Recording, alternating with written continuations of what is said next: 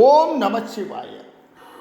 நாம் தர்மபுரி மாவட்டத்தில் அமைந்திருக்கும் பாடல் கிடைக்கப்பெறாத சிவத்தலங்களை பார்த்து கொண்டிருக்கின்றோம். அந்த வகையில் இன்று நாம் பார்க்க இருப்பது அமானிமல்லபுரம் என்ற ஊரில் அமைந்திருக்கும் சுயம்புலிங்கேஸ்வரர் திருக்கோயில் பற்றி.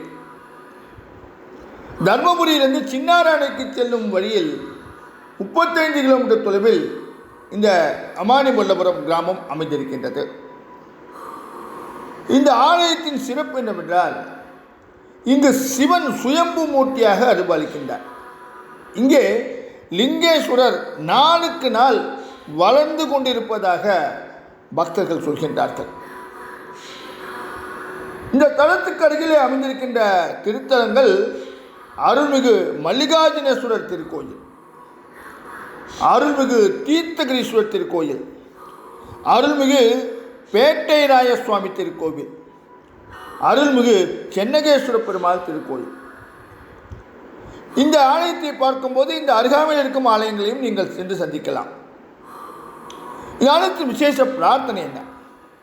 திருமண தடை, குழந்தை பாக்கியம், கல்வியில் சிறந்து விளங்க இறைவனை பக்தர்கள் பிரார்த்திக்கின்றார்கள். இந்த இறைவனை பக்தர்கள் பிரார்த்திக்கின்றார்கள். நேர்த்திக்கடனாக சுவாமி அம்பாளுக்கு அபிஷேகம் செய்தும் வஸ்திரம் அணிவித்தும் நேர்த்திக்கடனை நிறைவேற்றிக் கொள்கின்றார்கள். இங்கே லிங்கேஸ்வரர் நாளுக்கு நாள் வளர்ந்து கொண்டிருப்பதாக சொல்கின்றார்கள்.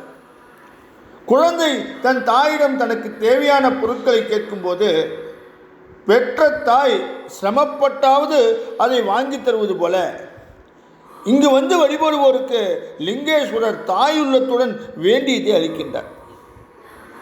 எதையும் கேட்காமலேயே தேவையானதை தரும் ஸ்தலம் என்று இந்த பகுதி மக்களிடையே சிறப்பு வாய்ந்து இருக்கின்றது இந்த ஆலயம். சிவனின் முன்பு நந்தீஸ்வரர் அருள்பாலிக்கின்றார். மலை சுற்ற வேண்டும் என்று நினைத்தால், கிரிவலம் செய்ய வேண்டும் என்று நினைத்தால் ஆயுள் அதிகரிக்கின்றது, முற்பிறவி வினைகள் தீர்கின்றது, பிறவிப்பினி நீங்குகின்றது. சம்சார கடலை கடக்கும் தெப்பமாக அமைகின்றார் இந்த இறைவன். ஓரடி எடுத்து வைப்பது போல கற்பனை செய்தால் ஒரு யாகம் செய்த பலன், 2ஆம் அடி எடுத்து வைத்தால் ராஜசூய யாகம் செய்த பலன், 3ஆம் அடி எடுத்து வைத்தால் அஸ்வமேத யாகம் செய்த பலன், 4ஆம் அடி எடுத்து வைத்தால் இவை 3ம் சேர்ந்து செய்த பலன் கிடைக்கின்றது.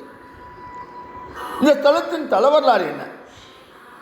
1860ஆம் ஆண்டில் இந்த பகுதியில் வசித்து வந்த சின்னவேடி செட்டியார் என்பவரின் கனவில் சிவபெருமான் தோன்றி, இங்குள்ள தோப்பில் லிங்கம் ஒன்று இருக்கின்றது, அதை வைத்து எனக்கு கோவில் கட்டு, இந்த பகுதியை சிறப்பாக பாதுகாப்பேன் என்று உத்தரவிட்டார்.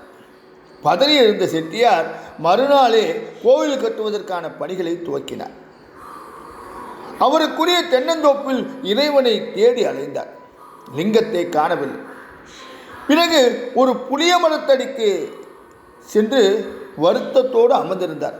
என்ன செய்யலாம் என்று யோசனை செய்து கொண்டே ஒரு குச்சியால் எதேச்சியாக மண்ணை கிளறி கொண்டிருந்தார்.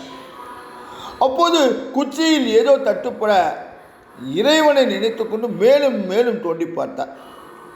உள்ளே லிங்கம் ஒன்று இருந்தது. அந்த லிங்கத்தை எடுத்து வந்து புளிய மரம் இருந்த இடத்திலேயே கோவில் கட்ட முடிவு செய்யப்பட்டது. கோவில் கட்டுவதற்கு புளிய மரம் இடைஞ்சலாக இருந்தது. எனவே அதை அகற்ற முயன்றார்கள். அப்போது ஒரு துறவி அங்கு வந்து அந்த முயற்சியை கைவிடும்படி கூறிவிட்டு சென்றார்.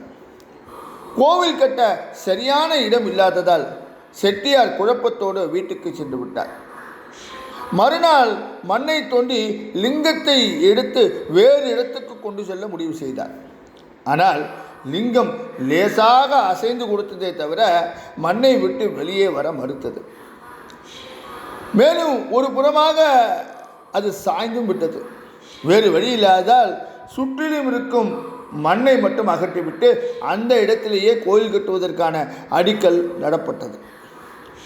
அந்த நேரத்தில் கடும் மழை, மின்னல் ஏற்பட்டது. அந்த மின்னலில் புளிய மரம் தாக்கப்பட்டு 2ஆக பிளந்து கீழே விழுந்தது. இதனால் கோவில் கட்டுவதற்குரிய தடை நீங்கியது. அந்த இடத்திலேயே லிங்கேஸ்வரருக்கு கோயில் எழுப்பப்பட்டது.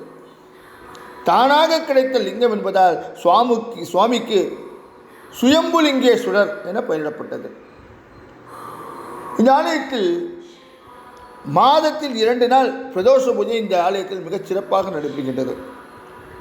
மற்றும் மகா சிவராத்திரி, மார்கழி திருவாதிரை இவைகளும் சிறப்பாக கொண்டாடப்படுகின்றன. இப்பேற்பட்ட சிறப்பு வாய்ந்த சிவாலயத்தை நீங்களும் தரிசித்து சிவகடாட்சம் பெற இல்லாமல் இறைவனை வேண்டி இந்த உரையைத்தோடு முடிக்கின்றேன். நாளை தருமபுரி மாவட்டத்தில் அமைந்திருக்கும் வேறொரு பாடல் கிடைக்கப்பெறாத சிவஸ்தலத்தில் உங்களை சந்திக்கின்றேன். ஓம் நமச்சிவாய.